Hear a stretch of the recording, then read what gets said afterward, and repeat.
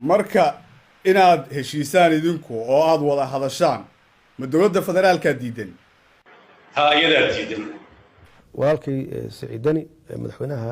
Puntland dhowr jeer ayaan cazumay oo aan xamar ku cazumay oo ku yir walaal waxna dul marin bal mar nagu soo deg oo noo imow aan wada fariisano aan ka wada hadalno runtii guud ahaan xaaladaha dalka ka jira ay kamid tahay arintaas ilaa haddana uma suurtoobin oo weli wuxuu ku jiraa safarro dowladahaas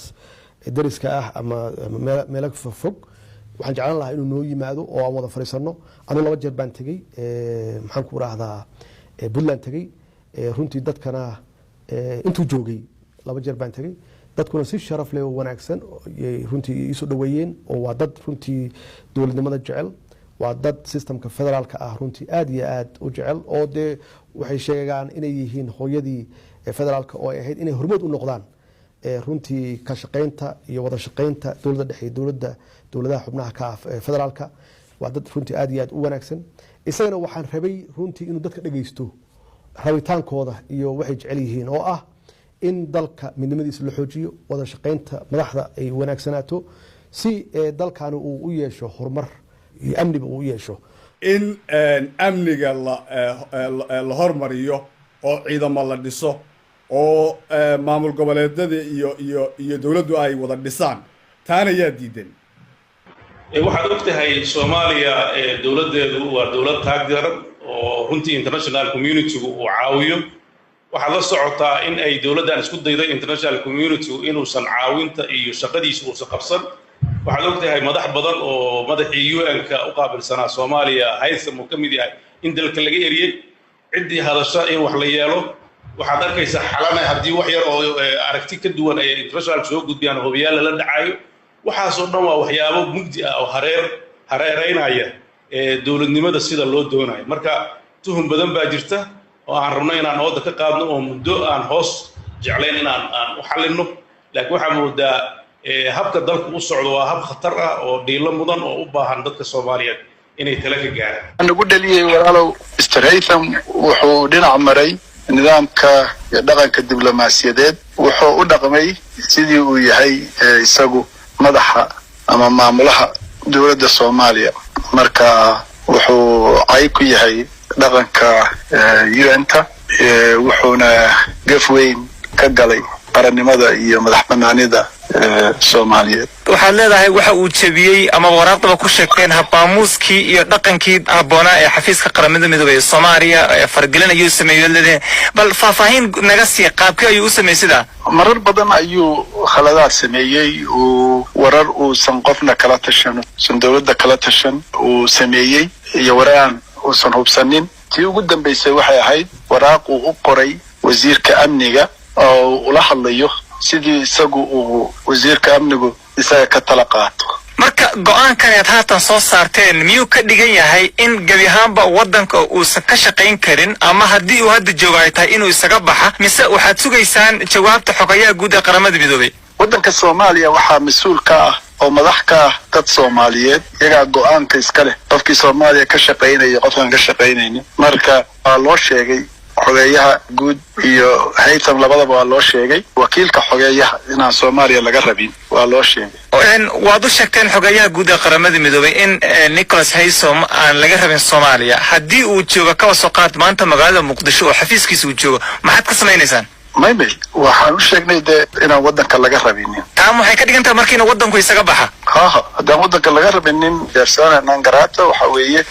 wadanka waa inuu isaga baxa marka ilaa goorma ayaa doonaysaan inuu wadanku uga baxa sida ugu dhaqso badan inta uu ku urursan karo maxaa la yidhahdaa waxaa tiri marar badan waxa uu qaatay go'aano uusan cidna kala tashan soo kama madax bannaana dowladda oo xafiis qaramada midoobay ay leedahay oo go'aankiisa gaari kara waxyaabaha uu inku dhaliilayana sheegi kara xaq uma uusan laha may walaal kama madax bannaana dowladda Soomaaliya dalka Soomaaliya waa dal madax bannaan oo qarannimadiisa isagu iska leh sida dalalka kaleeto anigu UN-ta ka soo shaqeeyay waana qaanaa dhaqanka UN-ta haddana wasiir arrimaha dibadda baan ahay waana qaanaa arrimaha dibadda iyo xiriirka caalamiga soo u shaqeeyo wakiilada dalalka ama ha noqdeen diblomaasiyiin dalal matalaya ama ha noqdeen kuwa UN-ta matalaya kuwa hay'adaha kale matalaya wixii ay tabanayaan ama ay la tahay shaqadoodu khusayso way kala hadli karaan dowladda Soomaaliya laakiinse kama ay madax banaana umana dhaqmi karaan sidii iyagu dalka ay maamulaan oo iyagu madax ka yihiin. Dowladda federaalka waxay hore isu hayeen maamulada ka jira wadanka sida maamul goboleedyada haatana furin kale ayaad isku furteen oo ah in xafiiskii qaramada midoobay uu loolan kala dhaxeeyo marka furimahaas oo dhan sidee baad ku maareynaysaan? Horta jumciyadda qurmaha ka dhaxaysa loolan nagalama dhaxeeyo hal nin oo malaha ismooday inuu isagu dalka Soomaaliya ka taliyo ayaa loo sheegay inuu dalka Soomaaliya ka talin si uu ogaadana la yiri wadanka ka bax haadii kale to UN-ta way joogaan wayna raacaan nidaamka UN-ta u degsan iyo sharciga u degsan dalka ay martida u yihiin Soomaaliya arrintan kale to oo aad sheegaysid oo u dhaxaysa dowladda dhexe federaalka iyo qaar ka mid ah maamul goboleedyada waa arrin dad Soomaaliyeed u dhaxaysa siyaasadda waa la isku khilaafi karaa waa lagu kala aragti duwanaan karaa laakiin lama barbar dhigi karo taas ninka UN-ta ka socda oo Soomaaliga ahayn oo meeshan ku yimid heshiis Soomaaliya iyo u dhaxaysa UN-ta kaas oo faraya inay si gaar ah u dhaqmaan waafaqsan nidaamka UN-ta iyo tan sharciga dalka intaba marka isagu waa nin marti oo waqti kooban joogi lahaa marka isagu waa laga arrinta beesha caalamka maalin dhaweydna hadalkii aad jeedisay way ku jirtay oo waxaa ka mid ahaa oo aad tiri run ahaantii waa ka xumahay beesha caalamka oo hafarta inay amniga Soomaaliya ka shaqeeyaan waxay sheegaan inay waxaan sheegayaa inaysan Puntland amnigeeda ka shaqeyn inaysan ka go'nayn in ciidamadeeda la dhiso dadka aad sheegayso ee ka tirsan beesha caalamka ee horumarka iyo dhismaha Puntland saluugsan ayagu waayo runtii internationalka u garaabaya maxaa yeelay wax dib badan bay la kulmeen laakiin waxaan maleynaynay maadaama lacagta Soomaaliya lagu bixinayo ay tahay canshuurtii ummadahooda laga soo qaaday inay ku dhiiradaan sida saxda ah inay u maalgeliyaan caqabado badan ayaa ka yimaaday sida mashaariicaha loo fulinayo waxa ay dowladda federaalka mararka qaarkood ay ku samaysaa gacan bidixayn iyo inay u dhacdo deegaanada Puntland oo mararka qaarkood ciidamo ka qorto oo mararka qaarkood qalaanqal ay ka abuurtay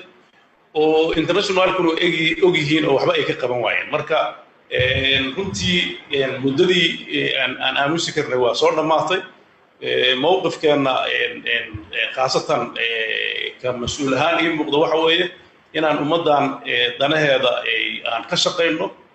difaacno ummadana isku tashato haddana dib baan ugu noqonayaa su-aashii ma cid baa jirta beesha caalamka ka tirsan oo dowladda federaalka idinla hafinaysa cid gaar aan tilmaamayo ma jirto laakiin way jiraan si guud baan u hadlaa aniga dhaqaalaha ka yimaada oo intooda badan gacanta dowladda dhexe ku jira sidii la rabay uma ay soo gaarin sidee la rabay inay u soo gaaraan bal noo sharax hadda waraysi baan isku ogeynay inaan wax sharaxo maanta iskuma ogeyn